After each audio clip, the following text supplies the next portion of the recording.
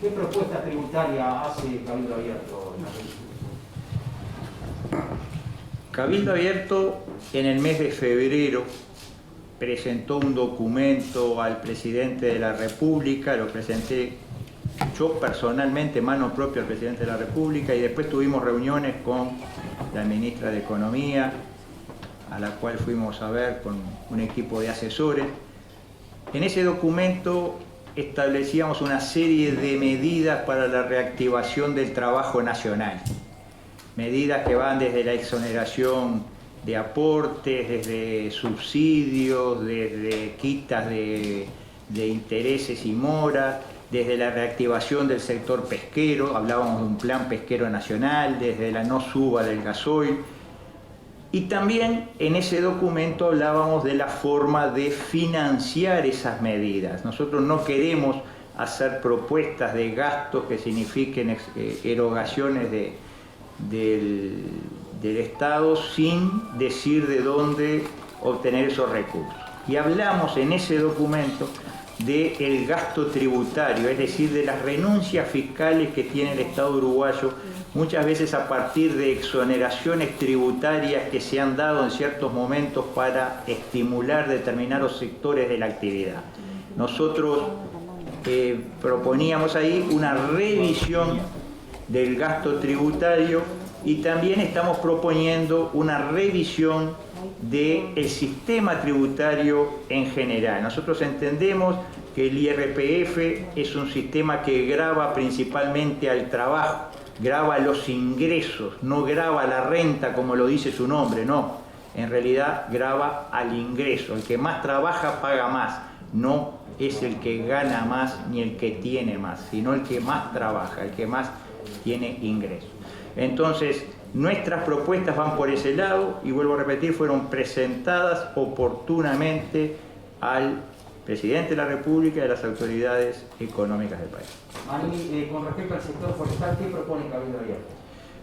Bueno, nosotros lo que queremos, y tomó Estado Público con ese titular, yo quiero dejar bien claro que nosotros no tenemos absolutamente nada en contra de la actividad forestal. Creemos que es un rubro que genera riqueza en el país y que es muy importante mantenerlo dinámico y activo.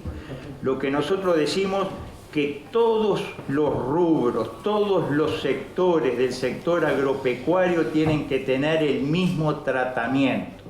Hay sectores que tienen exoneraciones y beneficios que otros no tienen. Y eso distorsiona la actividad agropecuaria. Hay campos hoy que son sumamente caros para acceder a ellos, para desempeñar algún tipo de actividad diferente a la forestal, debido a que el sector forestal puede pagar arrendamientos o precios de compra mucho mayores que otros sectores debido a ciertas exoneraciones tributarias que tienen. Lo que nosotros proponemos es que haya la misma vara, la misma medida para todos los sectores del mundo agropecuario, que todos tengan igualdad de condiciones. Hay algunos ítems que se están estudiando en este momento a nivel de las autoridades económicas que pueden ser perfectamente cambiados para ir a esa realidad de la que estamos hablando. ¿Qué disparidad hay hoy, Mani? Bueno, hay impuestos que no tiene el sector, por ejemplo, las maderas de calidad, que son una amplia gama de las maderas, una buena proporción de lo que se produce, por ejemplo, no paga ni MEVA a la hora de su venta, como paga, por ejemplo, el ganado en pie. Por darle una idea que son de las cosas que tienen que ser tratadas seriamente por las autoridades económicas. Nos han dicho desde el Ministerio de Economía, la propia ministra me lo dijo personalmente, que se están estudiando todas este tipo de exoneraciones y subsidios, etcétera, para tener una idea clara de por dónde se va a decidir en definitiva. Manini, ¿qué tal? Le consulto, ¿por qué se presenta ahora en este momento donde se empieza a discutir en la interna de la coalición la rendición de cuentas? ¿Por qué en este momento desde el punto de vista político? Gracias. Y que justamente este es el momento oportuno. En la rendición de cuentas se trata de asignar recursos o reasignar hacer algunas correcciones a lo que se estableció en la ley de presupuesto. Se habla de la inexistencia de recursos, del gasto cero por inexistencia de recursos. Bueno, acá se está volviendo a plantear, y así lo hizo saber el diputado Perrón en la reunión que hubo ayer con autoridades del Ministerio de Economía, volviendo a plantear la posibilidad de obtener recursos mediante esta reasignación. Y justamente es el momento oportuno, eso en la ley de presupuesto o después en las leyes de rendición de cuentas. ¿Tienen cuantificado cuánto más dinero puede entrar? Los asesores nuestros en el estudio que hicieron para ese informe que hicimos en febrero, estiman, es decir, es estadístico, el gasto tributario está en el orden del 6,3% del PBI, es decir, lo que no recauda el Estado tiene una magnitud del 6,3% del PBI. Eso es casi el doble del promedio del gasto tributario en los demás países de la región. Se podría, según nuestros asesores, llegar a bajar eso en un 2% del PBI. Es una suma muy, muy importante en momentos en los que se necesita. Pero eso, vuelvo a repetir, se está estudiando por las autoridades económicas, digamos, para llegar a una conclusión clara.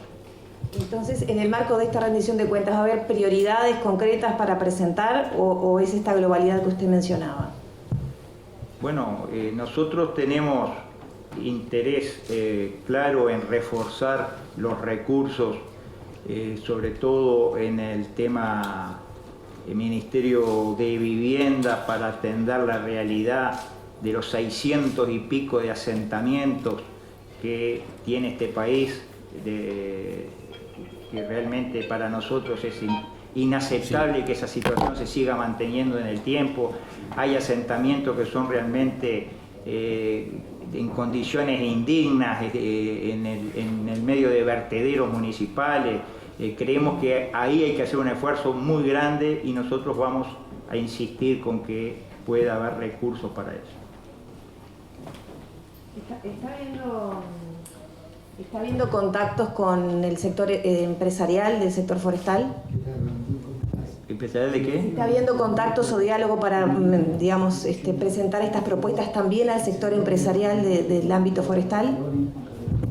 No, nosotros no hemos hecho más contactos que lo que corresponden con las autoridades nacionales, no hemos hecho con el sector empresarial contactos, pero vuelvo a repetir, nosotros somos partidarios de que el sector forestal, como otros sectores de la actividad productiva nacional, tengan todo el espacio para poder desarrollarse. Lo que queremos es que haya igualdad de condiciones para todos los sectores de la producción nacional, que no haya una distorsión en las condiciones que después afecta a todos los demás sectores, porque después se le dificulta a determinados sectores el acceso a la tierra, y se producen situaciones a las cuales nosotros siempre hemos denunciado que creemos que no son deseables, como el vaciamiento paulatino, inexorable del interior del país.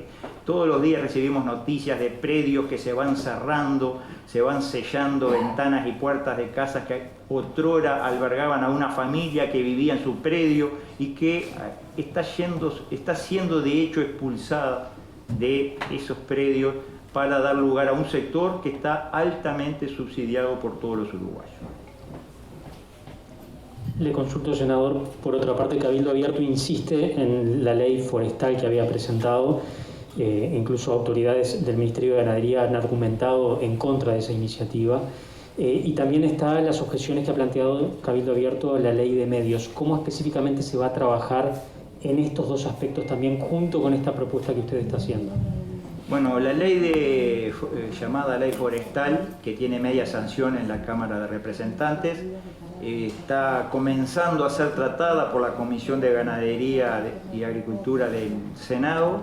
Fue convocado el ministro, que pidió un poco más de plazo para estar bien encartado, bien por dentro de la temática.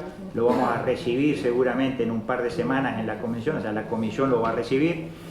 Nosotros creemos que es un proyecto muy bueno, es un proyecto necesario y es un proyecto urgente, que es necesario que se apruebe urgentemente.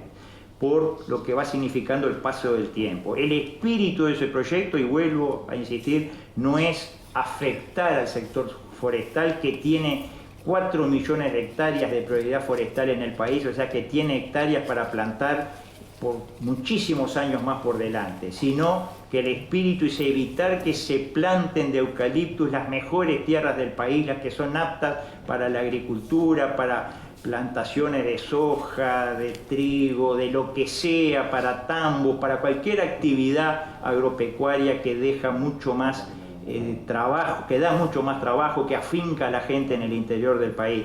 Creemos que el espíritu, el cerno del proyecto es ese, evitar que se sigan plantando. El otro día, ayer, me informaban de un campo en Cardona, que otrora fuera un tambo, que diera trabajo a mucha gente durante mucho tiempo. Unas 400 hectáreas en estos momentos están siendo plantadas de eucalipto. Bueno, eso es lo que nosotros queremos frenar, que se plante donde lo establecía la ley original en el año 87, en los campos de prioridad forestal, los campos que por su productividad es bueno que se planten para la forestación. Ese es nuestro espíritu y creemos que con eso estamos en cierta forma mirando el futuro del país. Creemos que el mundo cada vez requiere más alimentos y no podemos ir sacando tierras de la producción de alimentos, asignando nuestras mejores tierras a la producción de eucaliptos. Que se planten eucaliptos todo lo que sea necesario, pero en las tierras apropiadas, las tierras de prioridad forestal. Senador, ¿qué estrategia se piensa seguir? Voy de nuevo. ¿Qué estrategia se pretende seguir para recoger apoyos para que prosperen estas modificaciones, ya que no cuentan, ¿no?, con el apoyo de blancos y colorados? Bueno, esto fue aprobado en la Cámara de Representantes, pensamos que va a ser aprobado en la Cámara de Senadores. Nosotros estamos abiertos, y lo hemos dicho desde el primer día, a hacerle a este proyecto los cambios que sean necesarios una vez recibidas las delegaciones que tengan algo que decir en este tema, si es necesario hacerle algún cambio, sacarle algún límite que establece la ley. Nosotros estamos abiertos a discutir ese proyecto sin perder la esencia, que repito es evitar que se planten las mejores tierras del país con eucalipto. Senador, quería hacerle una consulta simplemente, quería saber si me podía explicar cómo es lo del IVA personalizado, que entiendo que está propuesto también para discutir ahora. Bueno, es otra de las propuestas que hemos elevado, lo del IVA personalizado. Creemos hoy que con la tecnología disponible hoy, que no se disponía hace pocos años, es totalmente posible determinar que algunos productos, por ejemplo, quien tiene los recursos necesarios, compra la leche exonerada de IVA, tal vez podría pagar el IVA completo y exonerar a quien realmente tiene dificultades económicas. Digo leche, cualquier producto de los que hoy están exonerados de IVA porque son de alta sensibilidad social, pueden en determinados sectores de la población pagar el IVA perfectamente y que se mantenga la exoneración o se amplíen exoneraciones a los sectores más frágiles de la sociedad. Esa es la idea, creemos que hoy hay tecnología para hacerlo, es posible, no es una cosa que no se pueda aplicar. ¿En qué países se hace eso? Si hay experiencia. Bueno, no lo tengo presente, pero hay más de un país en el cual este tipo de políticas se aplican direccionadas a los sectores específicos a los que se quiere favorecer. Lo otro que quería consultarle es si está previsto también presentar algunas modificaciones al impuesto de la renta de las personas físicas. Bueno, esto es parte de la discusión que Cabildo está proponiendo. El impuesto a la renta es en realidad un impuesto al ingreso, un impuesto al trabajo. Paga más el que trabaja más. Nosotros creemos que hay que reformularlo, hay que establecer deducciones y que realmente lo que se grave sea la renta, es decir, la ganancia, la diferencia al final entre el ingreso y el gasto. Eso es lo que se debe de gravar. Ese tendría que haber sido el espíritu desde el principio, pero lamentablemente no ha sido ese el espíritu. Creemos que tenemos que hacer una reestructura de ese impuesto a la renta, llamado impuesto a la renta, que en realidad es impuesto al trabajo. ¿Pero eso es para discutir ahora también en la rendición de cuentas o es para más adelante? No. Eso amerita una discusión mucho más profunda, mucho más allá de esta rendición de cuentas. Bueno, muchísimas gracias.